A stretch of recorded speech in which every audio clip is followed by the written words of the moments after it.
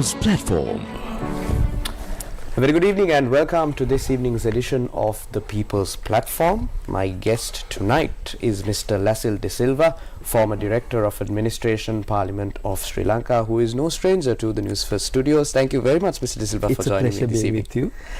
So let's get the ball rolling, Mr. De Silva, with something very important. I know that the people of Sri Lanka are struggling with a myriad of crises, and this is possibly or probably the last thing on their mind right now, but something that needs to be discussed at least by the turn of this year, by 2024, when the next year rolls over. The authorities pay attention to this and make a possible change. I'm talking about the Constitution of Sri Lanka. Since 1978, when the current constitution in place was introduced, there have been many amendments to the constitution, and more often than not, those constitutional amendments have been done to fit the whims and fancies of the governments in power at the time. Yeah. And there have been segments of people calling for a fresh constitution with no loopholes or minimum loopholes, with more powers being distributed among other authorities instead of being the executive being the all-powerful, and so on. But the social code in Sri Lanka, it seems to be now only merely a piece of paper, Mr. De Silva. How important is it for any country's constitution to be the supreme law of the land and for everyone to operate under and within the law? Very good. It's a very good question. Now, let me start this way. Actually, now, in 1948, we got the Salisbury Constitution. Yes. Basically, that was a system, first past the post. Electoral system was so simple, not so very confused like in the case, like at present. Then, of course, in 1972, they introduced another constitution. Actually, I would say this is where we started, trying to sort of meddle with the system that existed. But in 1948, when it was introduced in page 109 of Salisbury Commission report, they say why they had wanted to introduce the Salisbury Constitution. They say the system that existed in England then was tested, proved that it was a very good system, and it had been in operation in various other countries like Canada, Australia, New Zealand, various other countries. Yes. Basically, even in America, it was almost the same, though there was a precedent like that. Now see, they said this is exactly the reason why they wanted to sort of introduce the same system here, because it was a more democratic system. Right. And even in countries like UK, you could see such a lot of vibrant democracy. Now even by the 70s or so, this was a mature democracy and strong democracy. Sorry. Unfortunately, in the 70s, when this was introduced in 1972, the first one, you started, there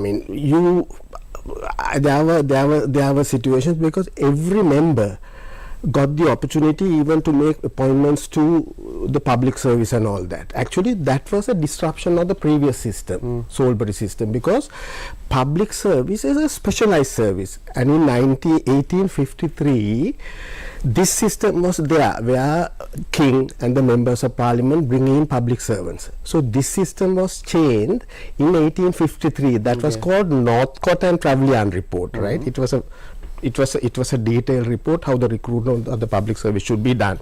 So in 1853 only that was introduced in the UK. Right. So this system was introduced into us with all that through the Salisbury Constitution.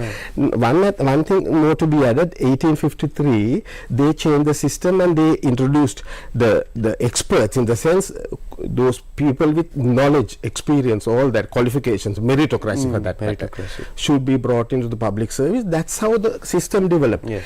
And that was in 1853. And in 1883 in America, it's called the Pendleton Act. Okay. Right? They introduced the same thing. So it is that way they developed the public sector. So that way we had developed all that, and it came up to a certain level up to the 70s. There were no this much of corruption and all that. They were able to serve the general public. Right. Actually, even education and all that was I mean, world standard health, all that also, right? So 78 constitution actually was a disaster, I would say. Now, the biggest problem there, Jaja Odena, before he was elected, I mean, during the course of his election campaign, he said, give me 2/3. Yes. And the people gave him 5/6 majority. So actually that messed up. But unfortunate situation, even in 70 also they were sick of the previous government, the UNP government, and wanted a majority, and they got 2/3. So it was very comfortable for them to change that.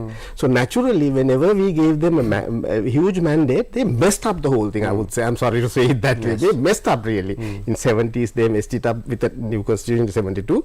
In 78 again, another constitution. So this constitution is terrible, I would say, because now we talk about separation of powers, we talk about the rule of law, supremacy of the law, power devolution and so power devolution and all that, right? So naturally, with the creation of the president, you created a monster with all the powers given to him, and he had also said, I only can't make a woman a man and a man a woman. All right? So he was so powerful, unlimited powers, and he did all the crazy things also, I would say. You know, members of parliaments who were really elected by the people, he got undated resignations letters. This was wrong. Actually, if they had done a wrong thing, let the court or whatever resort to the kind of follow the process, due process, right? Unfortunate situation is now they thought. Now, on the same basis, this system ultimately paralyzed all the other institutions, the parliament, the public sector, all that. So we are in a total mess. It has become even worse because there were 21 amendments brought in. I would say in 1994, when Chandrika was elected, the people were sick of the UNP government then. And Chandrika also promised a lot of things. They said, she'll bring them to goal phase and then all kinds of promises. But unfortunately, there again, nothing happened. Now, one good thing was 17th Amendment, because that was to curtail powers of the president, right? But all that also didn't, in that way, benefit all that, because now, it reminds me, only I'm talking, I don't know whether it's okay. Say, in 17th Amendment was brought in 2001. Then in 2005, there was an election, and Mahinda Rajapaksa was elected, right? So basically, now the 17th Amendment was to curtail powers and make the appointments all that through the Constitutional Council and all that. Actually, my grouse is, after Mahinda Rajapaksa was elected, he never wanted to resort to those constitutional provisions. He acted arbitrarily, thinking that he has all the powers, which in fact was not correct. Appointed everybody, judicial appointments and various commissioners and all that. But we have to be very grateful. There were only 2 at the time who refused and said we can't accept these appointments. Professor Deepika Udukama, our hats off her. Then the other guy was S.G. Puncheva, a lawyer.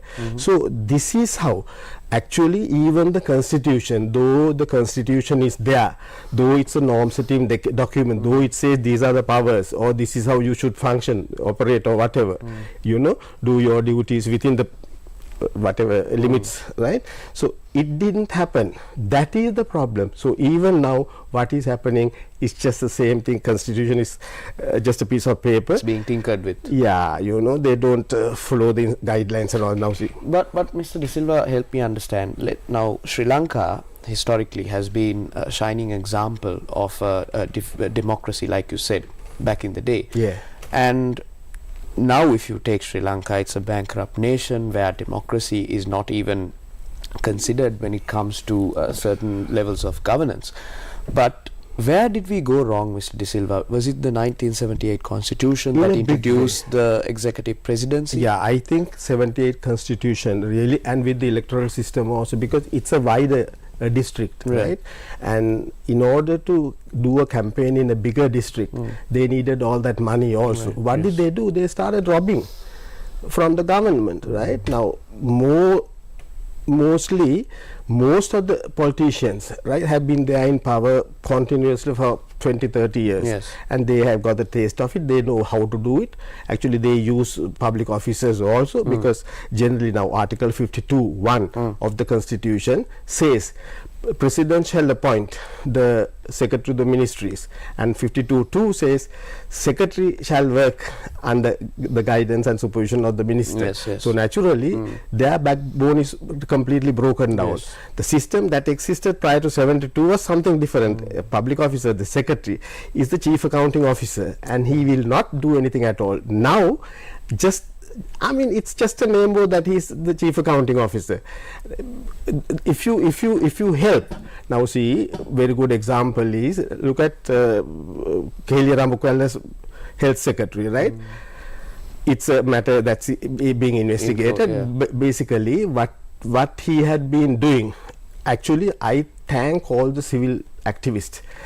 They were the people who really, we were also behind, we didn't scream that way, but we have to be thankful to those guys, and they were vociferous to that they should be dealt through exposing this. Yeah, and actually in other countries, when you name and shame, yes, there is a big dent in yeah, but here they were not bothered.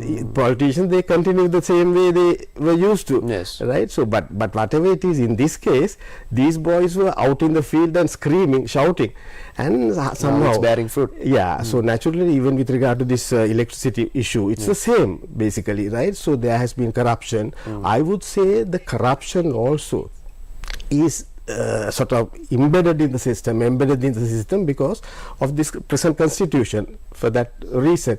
Now see, when you talk about these things, basically Kelia Ramukwala never wanted to accept that he is also accountable. Even now what he says is, as the cabinet minister, under him he is totally accountable, and that is also again a sad state of affairs, because even the parliament, when there was a motion no confidence, that was supported and it was voted in his favor. So parliament can't act in that way, because parliament should act independently. If in case, even if it is your own minister, you have to go against. But unfortunate situation is, it's a very sad state of affairs. So there is no honesty. Not only honesty, I mean, this is after all the integrity, your now who Thomas Paine, one of the founding fathers of America, he had said public money ought to be touched with conscientiousness, right? Scrupulous consciousness, those words. Scrupulous conscientiousness, right? And it should be remembered that it's not the money of the rich alone, it's the sweat and the hard work of the poor. So they should think like that, it's public money. Now it goes back even further, because Kelia Ramukwala and them have been in power for a very long time. I would say he experienced, look at the highways, look at the roads. In 2008 they brought in 2 new laws, strategic development projects and highways, the roads, right? Yes. Act number 14 and 40. Those were enacted in order to strengthen the hands of the politicians, I would say, to rob. Very sad state of affairs. So likewise, after now in 2001 only they had constructed this southern highway. Their kilometer was 7 million. Globally it was accepted, it was 7 million. Now when it came to about 2005, 2010, it came up to about 15, 20, 30. Actually the country, what is the Central Expressway, it had gone up to about 40, 50, 90 or whatever. So basically there was no need to develop those highways in that way, whatever said and done. That's what even Professor Amal Kumarage had said once, right? Actually a respected from University of Morocco, from University of Morocco, and a thorough gentleman, I would say, right? And that kind of scholars, technocrats had said that it was probably could not have been done that way, right? Because the intention was money, corruption. So this is basically the reason, the biggest problem in this country, so much of corruption, but even the parliament has a duty to ensure that the corruption is sort of stopped, at least eliminated to that extent. But parliament, after all, has not done the needful. Now, even in 1994, when this corruption commission was established, yes, bribery and corruption commission, GLP said at that time in his final speech, he said, from today onward there will be no corruption in the country. But what happened? Even today it is still worse. Yes. Actually, he also supported Mahinda Rajapaksa, all of them. So naturally they should come out. They have come out all right, but they must tell the truth. At least, I mean, tell the citizen to sort of forgive them. And you must even guide others to put the country on the track, because if they do that, now you're a young man, right? Your future, I know you're definitely very worried and concerned, right? And how did they create all that? Because they never managed the economy, they never ran the government in that way. You have to ensure that there is good governance in the country if you really want to. Because now see, there's another book written by Asimoglu and Robinson, Why the Nations Fail. He compares with Mexico and America, and again those two cities, you know, but that are bordering one another. I mean, divided into two. One side is Mexico, the other side is America. You know, so naturally, even in South Korea and North Korea, right? Actually, we had very strong institutions, right?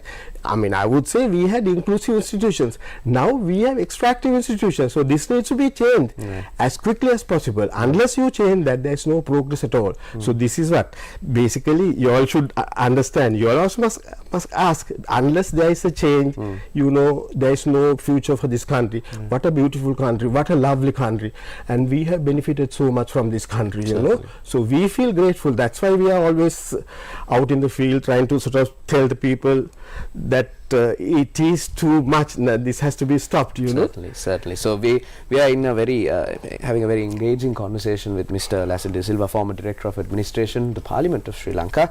However, we must cross over for a short commercial break. Stay tuned to the People's Platform.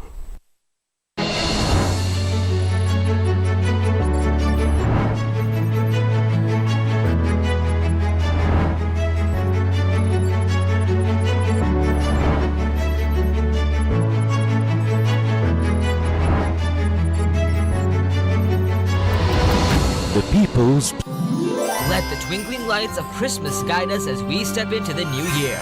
Ready to write our own chapters filled with adventure and joy. The Cold December Christmas celebration organized by the Colombo Municipal Council will be filled with food and beverage stalls and daily music shows. Snow World, Stunt Show and Galaxy from 10 a.m. to midnight. Media sponsor TV1, Sirasa TV, Shakti TV.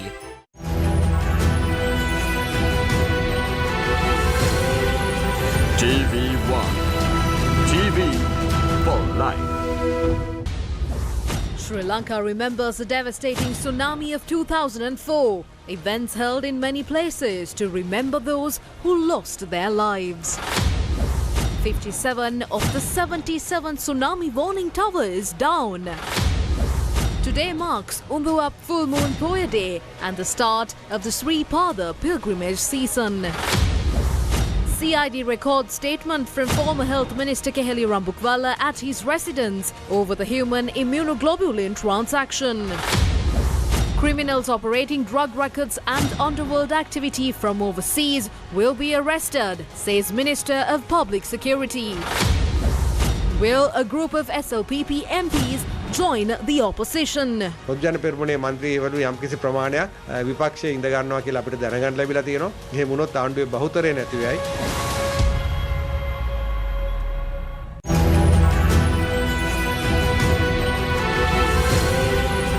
TV1.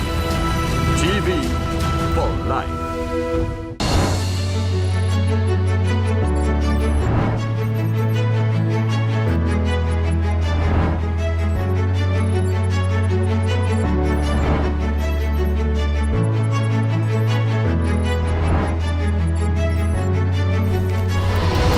The People's Platform. Welcome back to the People's Platform. We are in conversation with Mr. Lacille De Silva, former Director of Administration, Parliament of Sri Lanka. Mr. De Silva, before we crossed over to the commercial break, we spoke about many things, and one thing was the role of public officials in Sri Lanka. We know, according to the Constitution, ministry secretaries are being appointed by the President, thereby making those making those political appointments.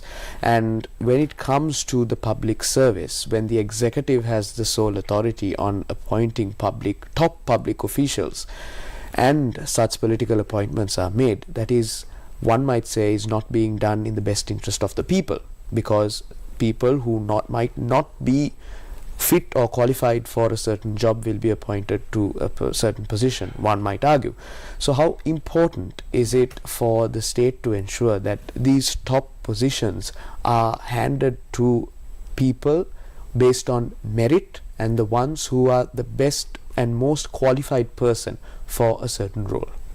Very good. Yeah, it's a very good question. Now look at countries like Singapore, even China for that matter, right?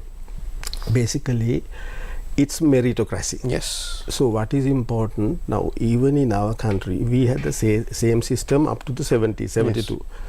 Yes. So the biggest problem right now, having created a system where ultimately politician decides, public officer has no say. Yes. To tell you frankly, in 2015, people gave a huge mandate for Ranil Wickremesinghe and Maithripala Sirisena that they should sort of, completely eradicate corruption, all that, right? And state sector to be strengthened and made independent, rule of law to be established and all that, right? But actually, my sincere feeling is they didn't do that. Because ultimately the people in the town, they said, in Sinhala they said, "Huru allanna aapa minissu huru allagatta" kiyala, something like that. So they themselves were ultimately embroiled. Yes. Yeah. So actually it didn't serve the purpose. So whatever said and done. Now I would like to say it this way. Now we were entrusted the duty by a special commission, and I was lucky. I was fortunate to serve that commission. So we had a very good set of commissioners also, and unitedly, I mean, we were very lucky, they were also very good. And for the first time, usually there is a talk in the town again, the sprats will be caught, not the big fish.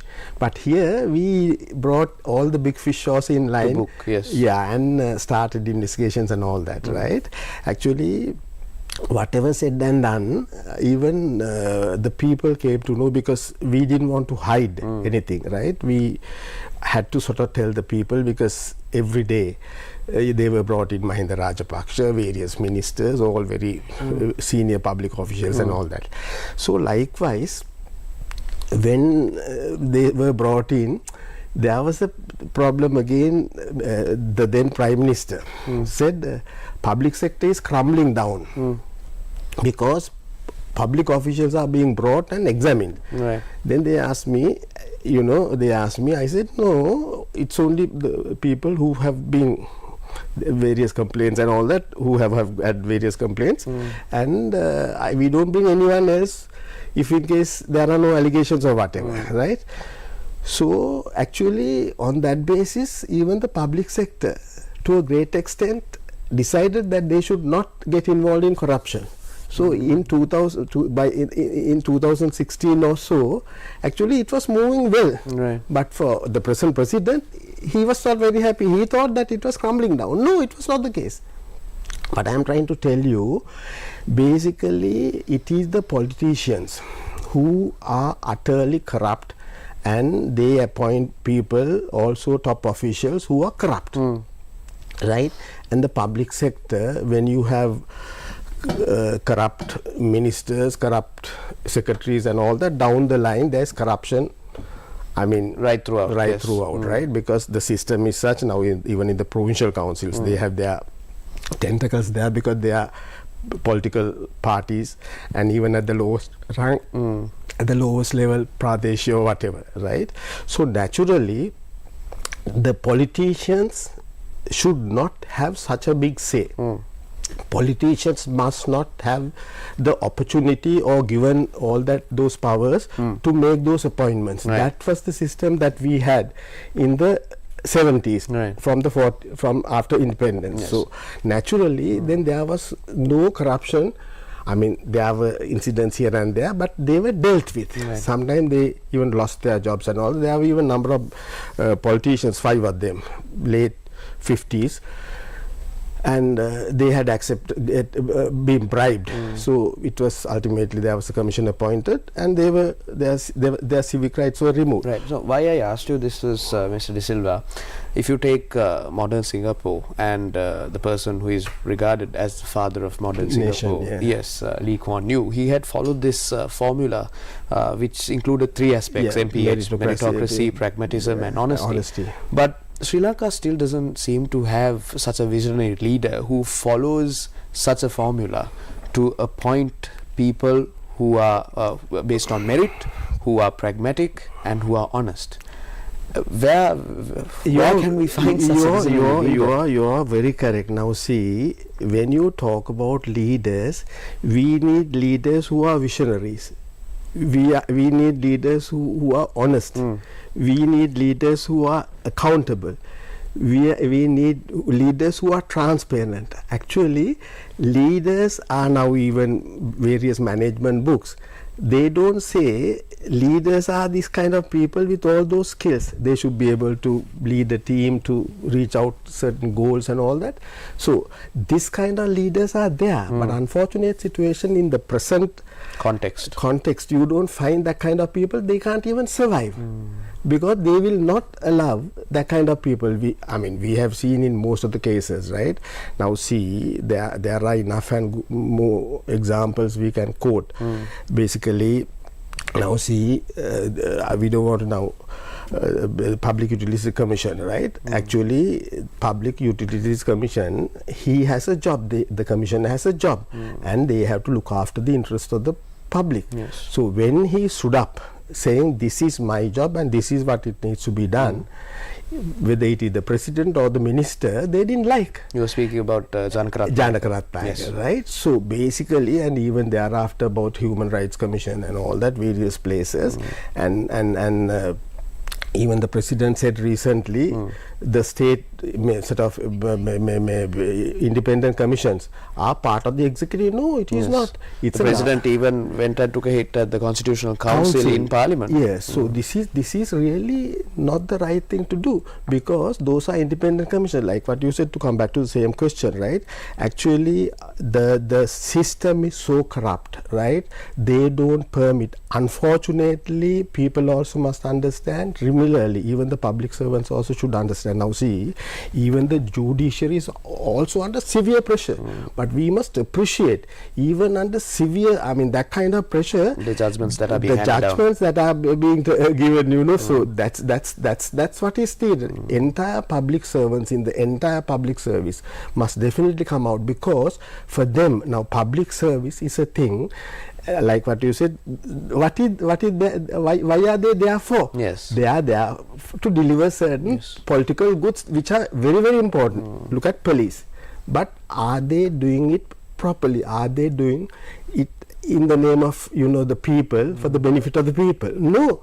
They are simply carrying out duties of their political authorities to please them. No, it can't be that, because police is there to maintain law and order. When you say law and order, you have to be guided by the constitution and by other laws. For the people, by the people. Yeah, because for them, see how they sort of violate all these human rights, and imagine how they are being penalized. In future, it will be even worse. So what I am trying to say, the biggest problem is the politicians. The politicians are actually using the entire government machinery for their own benefit. No, government is there to serve the general public. Public officials are there to serve the general public.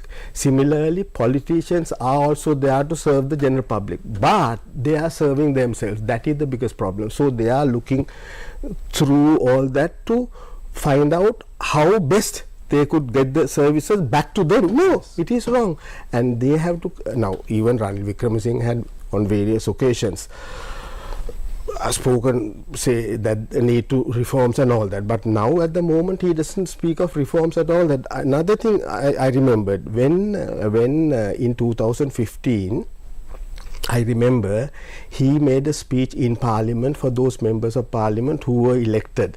Actually everybody was there, all the new and the old members. He said, now concentrate on doing your parliamentary duties, not going for funerals or weddings or whatever. Concentrate on policy making. Yeah, get involved with your policy making duties and all that. But unfortunately, why can't he do that? Because he knows what the country needs also. Unfortunate situation is he apparently does not do that. He has to, if he thinks that, you know, say if he wants to even win the next general election, actually put these things right. You know, make all those corrections, whatever, wherever improvements necessary, and if possible try and do all that for the benefit of the people without trying to be selfish in that way, you know. Right. That's a way.